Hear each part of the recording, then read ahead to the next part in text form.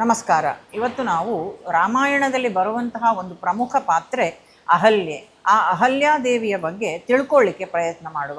ಪಂಚಕನ್ಯೆಯರು ಅಂತ ಅಹಲ್ಯ, ದ್ರೌಪದಿ, ಸೀತಾ, ತಾರಾ, ಮಂಡೋದರಿ ತಥಾ ಪಂಚಕನ್ಯಾ ಸ್ಮರೇ ನಿತ್ಯಂ ಮಹಾಪಾತಕನಾಶನಂ ಅಂತ ಈ 5 ಜನ ಕನ್ಯೆಯರನ್ನು ಕೂಡ ನಾವು ನಿತ್ಯ ಸ್ಮರಿಸಬೇಕು ಅಂತ ಹೇಳ್ತಾರೆ.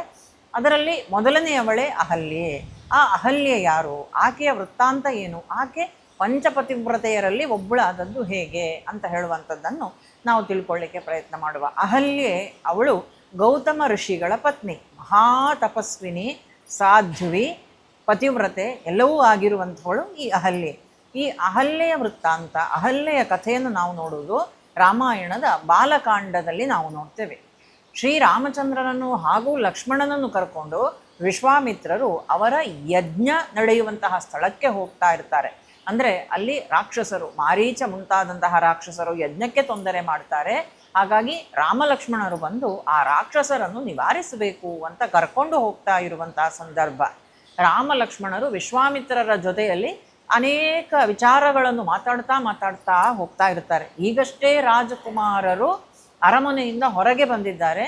ನದಿಯ ಶಬ್ದವನ್ನು ನೋಡ್ತಾರೆ, ಆ ಗಂಗಾ ನದಿಯ ಬಗ್ಗೆ ಪ್ರಶ್ನೆ ಮಾಡ್ತಾರೆ. ಹಾಗೆ ಸುತ್ತಮುತ್ತಲಿರುವಂತಹ ವನಗಳ ಬಗ್ಗೆ, ಕಾಡುಗಳ ಬಗ್ಗೆ, ಅನೇಕ ವಿಚಾರಗಳು, ಋಷಿಗಳ ಬಗ್ಗೆ ಎಲ್ಲ ತಿಳ್ಕೊಳ್ತಾ ಹೋಗ್ತಾ ಇರಬೇಕಾದ್ರೆ ಒಂದು ಪ್ರದೇಶಕ್ಕೆ ಬರ್ತಾರೆ. ಆ ಪ್ರದೇಶದಲ್ಲಿ ಯಾಕೋ ಏನೋ ಬಹಳ ಮೌನ, ಯಾವುದೋ ಒಂದು ದೊಡ್ಡ ತಪಸ್ಸು ಬಹಳ ಕಾಲದಿಂದಲೇ ನಡೀತಾ ಇತ್ತೇನೋ ಅಂತ ಹೇಳುವಂತಹ ಒಂದು ಭ್ರಮೆ ಅನ್ನುವಂತಹ ಒಂದು ಭಾವನೆ ಶ್ರೀರಾಮಚಂದ್ರನಿಗೆ ಬರ್ತದೆ. ಅಲ್ಲಿ ಪಕ್ಷಿಗಳ ಕಲರವ ಇಲ್ಲ, ಗಾಳಿ ಬೀಸುವಂತಹ ಶಬ್ದವೂ ಇಲ್ಲ. ಯಾವುದೋ ಒಂದು ತಪೋಭೂಮಿ ಶಾಪಕ್ಕೊಳಗಾಗಿ ತಾನು ದುಃಖಿಸ್ತಾ ಉಂಟೋ ಏನೋ ಅಂತ ಹೇಳುವಂತಹ ಒಂದು ಪ್ರದೇಶ, ಒಂದು ಆಶ್ರಮ ಶ್ರೀರಾಮಚಂದ್ರನ ಕಣ್ಣಿಗೆ ಕಾಣ್ತದೆ. ಆವಾಗ ರಾಮಚಂದ್ರ ಸ್ವಾಮಿ ವಿಶ್ವಾಮಿತ್ರರಲ್ಲಿ ಕೇಳ್ತಾರೆ, ಈ ಪ್ರದೇಶ ಯಾಕೆ ಹೀಗೆ?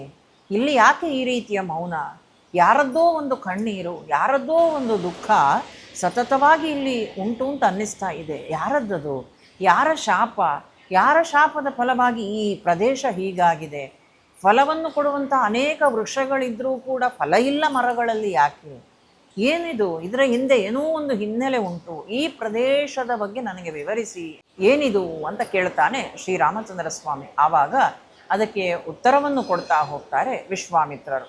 ಈ ಪ್ರದೇಶ ಏನುಂಟು, ಈ ಆಶ್ರಮ ಏನುಂಟು, ಇದು ಗೌತಮ ಋಷಿಗಳ ಆಶ್ರಮ. ಸಪ್ತ ಋಷಿಗಳಲ್ಲಿ ಒಬ್ಬರು ಗೌತಮ ಋಷಿಗಳು. ಗೌತಮ ಋಷಿಗಳ ಆಶ್ರಮ ಇದು. ಮಹಾ ತಪಸ್ವಿಗಳು ಗೌತಮ ಋಷಿಗಳು. ಅಂದರೆ ಸಾಧಾರಣವಾದಂಥ ತಪಸ್ಸವರದ್ದಲ್ಲ. ದೀರ್ಘಕಾಲ ತಪಸ್ಸನ್ನು ಮಾಡಿದ್ದಾರೆ. ಬಹಳವಾಗಿ ದೀರ್ಘಕಾಲದ ತಪಸ್ಸಿನಿಂದ ವಿಶೇಷವಾದಂತಹ ಆ ತಪಶಕ್ತಿ ಅವರಲ್ಲಿ ಸಿದ್ಧವಾಗಿ ಉಂಟು. ಅಂತಹ ಗೌತಮ ಋಷಿಗಳ ಆಶ್ರಮ ಇದಾಗಿತ್ತು ಅಂತ ಶ್ರೀರಾಮಚಂದ್ರನಲ್ಲಿ ಹೇಳುತ್ತಾರೆ ವಿಶ್ವಾಮಿತ್ರರು. ಗೌತಮ ಋಷಿಗಳ ಆಶ್ರಮಕ್ಕೆ ಏನಾಯಿತು ಅಂತ ಮತ್ತೆ ಶ್ರೀರಾಮಚಂದ್ರನ ಪ್ರಶ್ನೆ. ಏನಾಯಿತು ಅಂತ ಹೇಳುವಂಥದ್ದನ್ನು ಹೇಳ್ತಾ ಹೋಗ್ತಾರೆ. ಗೌತಮ ಋಷಿಗಳ ತಪಸ್ಸು ಎಷ್ಟು ಎತ್ತರಕ್ಕೆ ಹೋಗಿತ್ತು ಅಂತ ಹೇಳಿದರೆ ಎಲ್ಲ ದೇವಾನುದೇವತೆಗಳಿಗೆ ಭಯ ಆಯಿತಂತೆ. ಅಲ್ಲ, ಇಷ್ಟೊಂದು ತಪಸ್ಸನ್ನು ಮಾಡಿದ್ದಾರಲ್ಲ, ಏನಾದರೂ ಇವರಿಗೆ ನಮ್ಮ ಈ ದೇವಲೋಕದ ದೇವತೆಗಳ ಸ್ಥಾನವನ್ನು ಪಡ್ಕೊಳ್ಳುವ ಆಶೆ ಏನಾದರೂ ಇರಬಹುದಾ?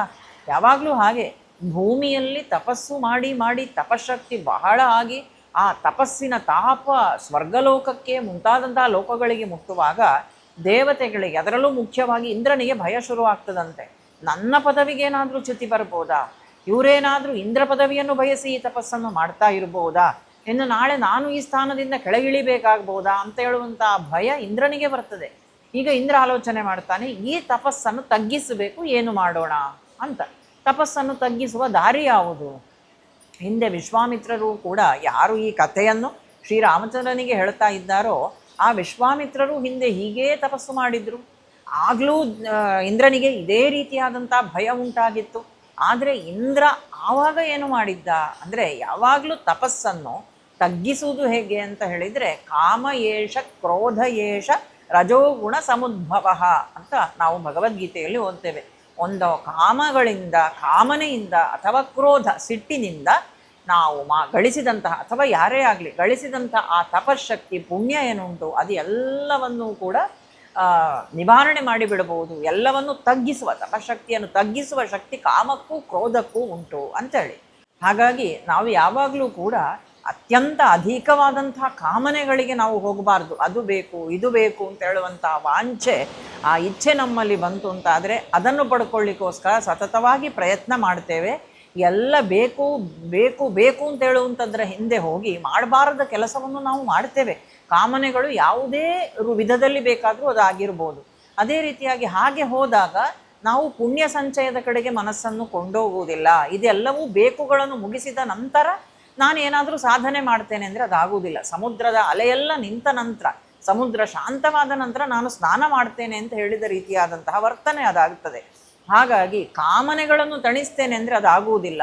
ಕಾಮನೆಗಳ ಹಿಂದೆ ಹೋದರೆ ನಾವು ಗಳಿಸಿದಂತಹ ಪುಣ್ಯ ನಾಶವಾಗ್ತದೆ. ಅದೇ ರೀತಿಯಾಗಿ ಕ್ರೋಧ, ಕೋಪವೂ ಕೂಡ ಅದೇ ರೀತಿಯಾಗಿ ಇರುವಂಥದ್ದು.